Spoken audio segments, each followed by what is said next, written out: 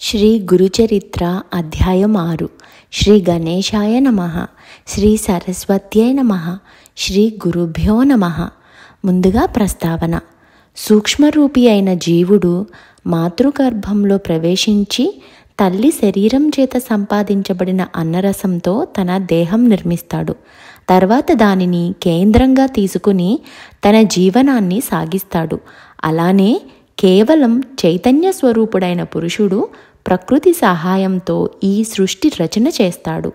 అలా ఏర్పడిన మానవ దేహంలోని కొన్ని కీలక స్థానాలలో ప్రాణశక్తి ప్రత్యేకంగా కేంద్రీకృతమై ఉంటుంది. అలానే ఈ భూమి మీద కూడా కొన్ని క్షేత్రాలు ప్రత్యేకమైన ఆధ్యాత్మిక శక్తి కేంద్రాలుగా ఏర్పడతాయి.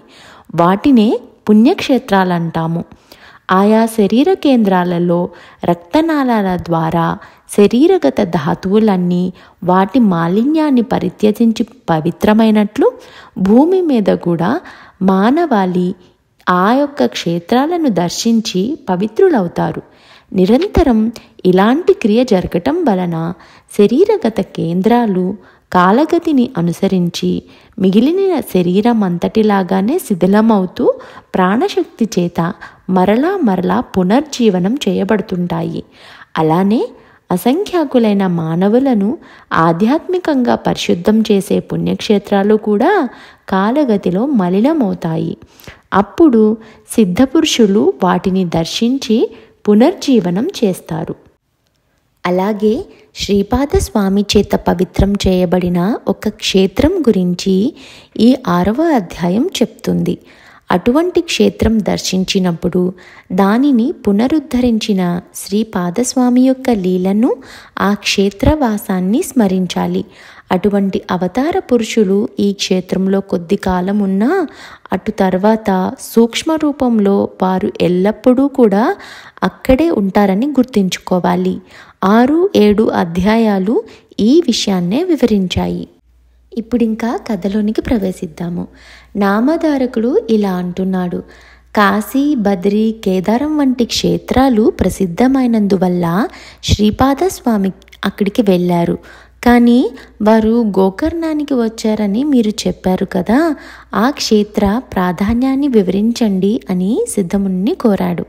అప్పుడు సిద్ధుల వారు ఇలా చెప్తున్నారు: పూర్వం రావణాసురుని తల్లి కైకసి కైలాసాన్ని పొందగోరి నిత్యము మట్టితో చేసిన శివలింగాన్ని పూజిస్తుండేది.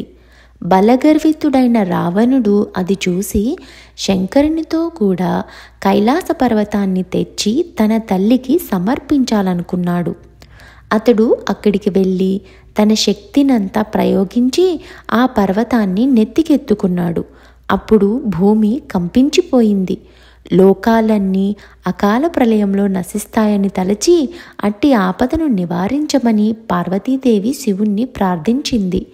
శివుడు రావణుణ్ణి కైలాస పర్వతం కింద అణిగిపోయేటట్లు తొక్కాడు. అప్పుడు రావణుడు ప్రాణాపాయంలో పడి దీనాతిదీనంగా శంకరుణ్ణి ధ్యానించాడు. కరుణాసముద్రుడైన కైలాసపతి అతని ధ్యానానికి ప్రసన్నుడై రావణుణ్ణి లేవనెత్తాడు. అప్పుడు రావణుడు రాగయుక్తంగా సుస్వరంగా మధురగానం చేశాడు. మనోహరమైన అతని గానానికి ప్రీతి చెందిన శంకరుడు అతన్ని వరం కోరుకోమన్నాడు. అప్పుడు ఆ రాక్షసరాజు: దేవా, బంగారంతో చేయబడిన నా లంకాపురం వంటిది ఇంకెవ్వరికీ లభించేది కాదు. సాక్షాత్తు లక్ష్మీదేవియే నాకు దాసి, చతుర్ముఖుడైన బ్రహ్మయే నా జ్యోతిష్యుడు, యమధర్మరాజు నా సేవకుడు, సర్వదేవతలు నా పరిచారికలు. అటువంటి నాకు ఎక్కడా ఏది దుర్లభం కాదు. ఇప్పుడు నా తల్లి కోరిక ప్రకారం కైలాస పర్వతాన్ని తీసుకుపోదామని వచ్చాను.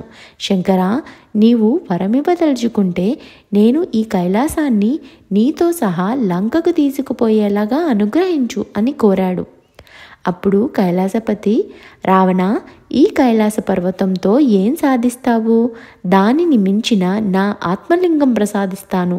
దీని వలన నీవు నా అంతటివాడు అవుతావు అప్పుడు నీ లంకా నగరమే కైలాసమంతటి శ్రేష్టమవుతుంది అని అతనికి ఆత్మలింగం అనుగ్రహించాడు శంకరుడు. దానిని తీసుకుని సంతోషంతో రావణుడు లంకకు బయలుదేరాడు. ఇదంతా చూసిన నారదుడు ఈ వృత్తాంతం బ్రహ్మకు విష్ణువుకు విన్నవించాడు. ఆ ముగ్గురు శివుని దగ్గరికి వెళ్ళి, ఎంత పని చేశావు శంకరా, రావణుడికి ఆత్మలింగం ఎందుకు ఇచ్చావు? సర్వ ప్రాణికోటికి కంటకప్రాయుడు, లోకభయంకరుడు అయిన రావణుడు నీ అంతటి వాడు కావడం తగునా అని వాపోయారు. అప్పుడు శంకరుడు, అతని గానానికి పరవశించి ఆత్మలింగం ఇచ్చాను.